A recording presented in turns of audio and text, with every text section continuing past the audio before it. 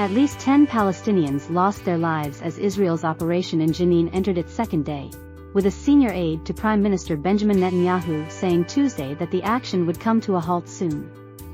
Al Jazeera reported that over 1,000 Israeli soldiers and commandos backed by air attacks launched a raid on the Jenin refugee camp early on Monday, during which about 100 people sustained injuries.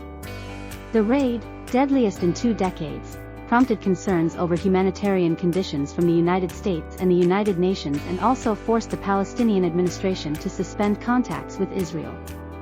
The operation at the Jenin refugee camp, codenamed Home and Garden, has been initiated to uproot Iranian-backed Palestinian armed factions, according to Israel, Reuters reported. The armed factions, the Israeli forces claim, are responsible for gun and bomb attacks as well as preliminary efforts to manufacture rockets. While violence continued, at least 6 drones were seen circling over the city and the adjoining camp, which is densely packed and houses around 14,000 people in less than half a square kilometer, according to Daily Sabah.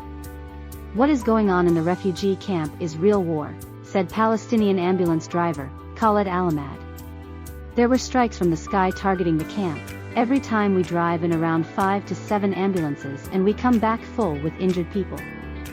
The Palestinian Health Ministry said that the death toll had risen to 10 after an overnight death of a person who succumbed to injuries at a hospital, while 100 were wounded, 20 of them critically.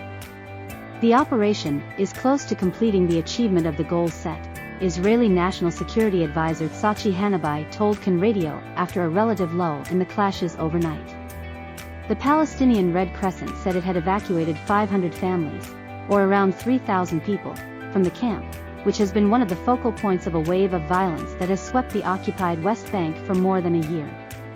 The UN Agency for Palestinian Refugees, UNRWA, has said it is deeply concerned over the damage inflicted by Israel's assault on the densely populated Jenin refugee camp, the Palestinian news agency Wafa reported.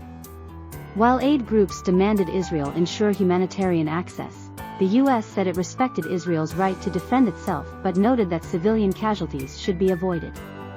The UN said all military operations should respect international law.